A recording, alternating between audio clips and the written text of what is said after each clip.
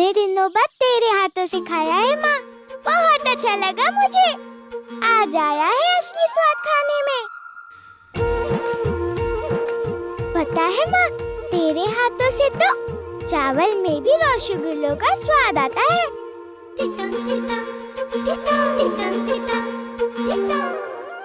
बहुत अच्छी है दुर्गा माँ, मेरी बहुत मदद करती है। बहुत खुश हूँ मैं यहाँ पर, बहुत खुश, बहुत खुश, बहुत खुश। शक्ति, कैसी माँ हूँ मैं, तेरी इसी खुशी को ग्रहण लगाने जा रही हूँ। मुझे माफ कर देना दुर्गा माँ।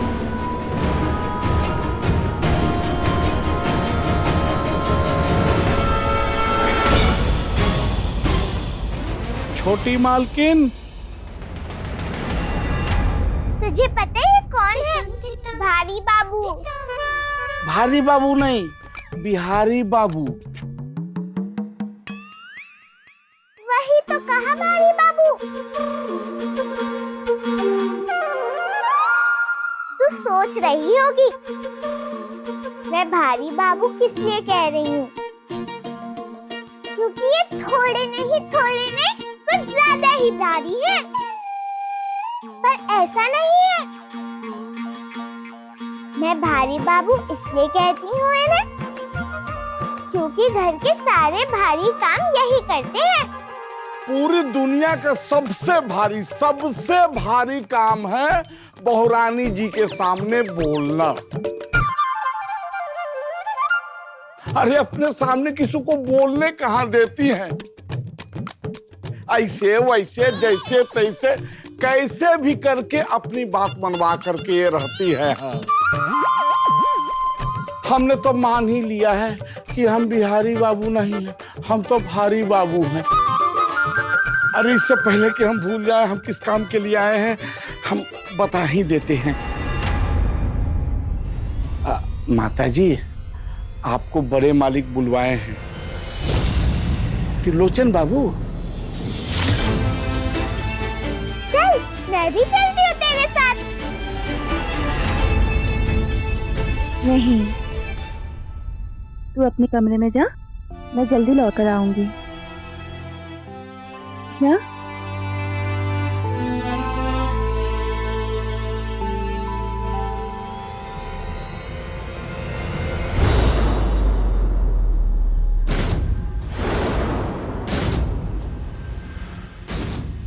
सामान बांध लिया अपना और बौंदिता का। बैलगाड़ी कितने बजे बुलवा दें?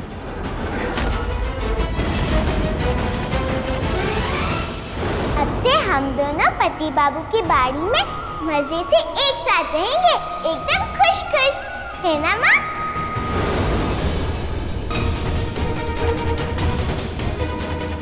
क्या हुआ, सांप सूंघ गया क्या? चुप क्यों हो? याद है ना क्यों बुलवाया है तुम्हें यहां हमने?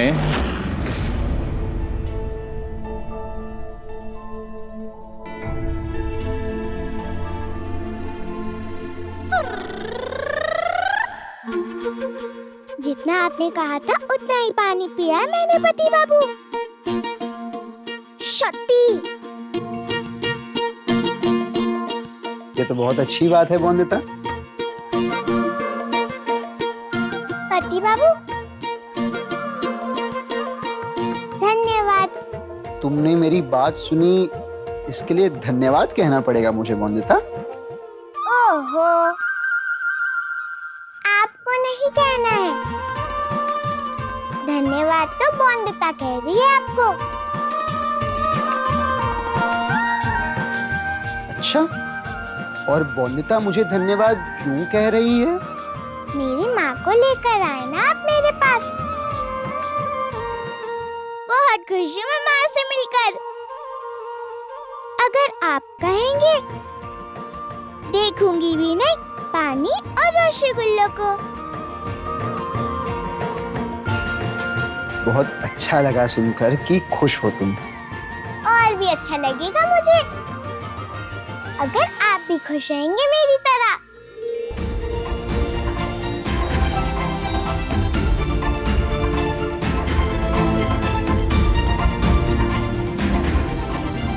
याद है ना मैंने तुम्हें क्या बोला था तुम्हारे गांव आके, तुम्हारी बेटी के भविष्य के बारे में? जानती नहीं थी कि तुम्हारी बेटी अशुद्ध है? पीछे इसने फिर से बिस्तर गीला कर दिया। मैं बिस्तर बदल देती। यहाँ तो आप कर रही है, कल जब ससुराल चली जाएगी तब उसके ये गीले पोतरे कौन साफ करेगा? जानबूझ के हमारे सिर पे मर दिया उसे, उसकी कमजोरी छुपा ली हमसे। अंदाजा है तुम्हें कितना बुरा असर पड़ा है अनिरुद्ध के जीवन पे? अरे नर्क बन चुकी है उसकी और हमारे पूरे परिवार की जिंदगी। तुम्हें लगता है कि इस समस्या के साथ रॉय चौधरियों की बहू बनाए रखेंगे हम उसे? बिल्कुल नहीं। तो जब तक उस लड़की की समस्या दूर नहीं हो जाती, हम उसे अपनी हवेली में नहीं रहने देंगे। ले जाओ अपनी बेटी को अपने साथ वापस। सुना? ऐसे ना कहिए जमींदार बाबू। और क्या कहेंगे जमाई बाबू से? मैं जानती हूँ वो कभी नहीं चाहेंगे कि बॉन्दिता वापस आ जाए। बॉन्दिता की जिम्मेदारी का वचन लिया था उन्होंने। मैं जानती हूँ वो कभी उससे पीछे नहीं हटेंगे। थोड़े समय हुआ है उनसे मिले हुए, पर इतना तो जान चुकी हूँ कि वो जो कहते हैं वो करके दिखाते भी है। हाँ, इसीलिए हम लोगों का फर्ज बनता है कि हम उसे सही राह दिखाएं। हम जानते हैं वो तुम्हें बहुत मानता है, तुम्हारी सुनता है। हमसे लड़कर जब तुम्हारे पास गांव गया था तुम्हें लेने के लिए, तो तुम्हारे समझाने पर ही बिना तुम्हें लिए वापस आया था। इसलिए इस बार भी तुम्हें ही समझाना है अनिरुद्ध को, और किसी भी तरह एकादशी से पहले अपनी बेटी को वापस लेके जाना है। किंतु परंतु अपितु ये सब नहीं जानना है हमें। एक बात बोलूं, अब आप दिन रात चिंता नहीं करेंगे मेरी। अब रात रात वो भोपू लगाकर जगाने की जरूरत नहीं है मुझको। आराम से सो सकते हैं आप।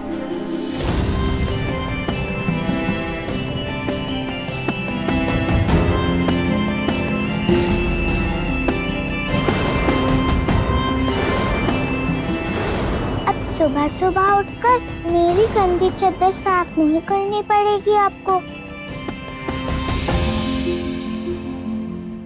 अच्छा, तो ये सब काम माँ से करवाओगी क्या? माँ क्यों करेगी? मैं तो कहती हूँ अब इसकी जरूरत ही नहीं पड़ेगी।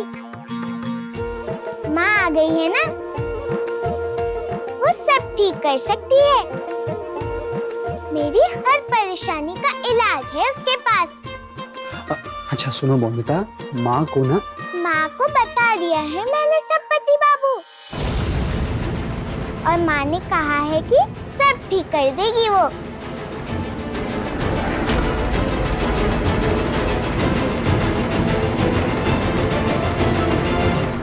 याद है ना एक शर्त के बदले शर्त रखी थी हमने? तुम शायद नहीं जानती कि तुम्हारी बेटी को एकादशी से पहले ठीक करने का नया फितूर चढ़ा है अनिरुद्ध के दिमाग पर। जानती हो, तुम्हारी बेटी की फैलाई गंदगी साफ करता है वो। जीना मुश्किल कर लिया है उसने अपना, और हम समझाएं तो चोट लगा लेता है खुद को। अरे अनिरुद्ध का खून निकलते हमने देखा है, तुमने नहीं। मैं आपका दर्द समझ सकती हूँ जमींदार बाबू। नहीं, कुछ नहीं समझ सकती तुम। अगर समझ सकती हो तो इतना समझ लो कि इसी में अनिरुद्ध की और तुम्हारी बेटी की दोनों की भलाई है। अनिरुद्ध ने चुनौती दी है अपने बाबा को, और अगर वो ऐसा नहीं कर पाता है तो जैसा कि उसने अपने बाबा से वादा किया है, वो बहू को वापस भेज देगा तुम्हारे पास हमेशा के लिए। और हम एक बार और मौका देना चाहते हैं तुम्हारी बेटी को। तो अगर चुनौती का समय खत्म होने से पहले ही तुम अपनी बेटी को वापस ले गए तो इस चुनौती का कोई मतलब ही नहीं बनता। नहीं, हार का मुंह देखना पड़ेगा अनिरुद्ध को। लेकिन अगर चुनौती हारा अनिरुद्ध और फिर लौटना पड़ा बौंदिता को, तो वो कभी लौटकर हमारे घर नहीं आ पाएगी। और ऐसे में भले ही जिम्मेदारी ली हो अनिरुद्ध ने, पर क्या निभा पाएगा वो ये जिम्मेदारी? आज नहीं तो कल भूल नहीं जाएगा बौंदिता को। और एक बार बहू का रिश्ता टूट गया अनिरुद्ध से, इस घर से, तो क्या हमें देर लगेगी अनिरुद्ध का दूसरा विवाह करने में?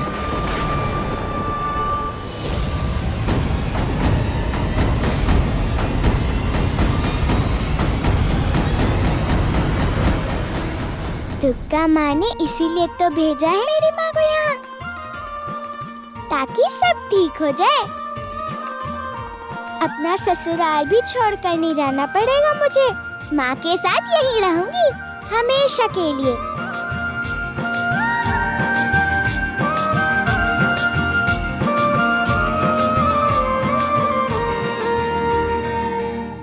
जानती हूँ मैं, मेरी समस्या के कारण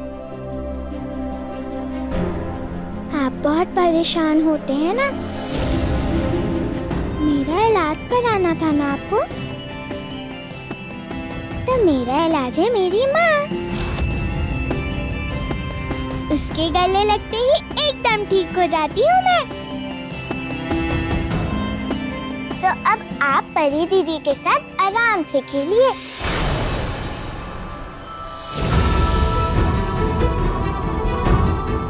मिनी, तुमसे अपने दिल की बात कहने आया है तुम्हारा अनिरुद्ध। मिनी, दिल की सुनना चाहते हो? कुछ नहीं लगती मैं तुम्हारी। चले जाओ यहाँ से अपनी पत्नी के पास। अच्छा लगता है ना आपको?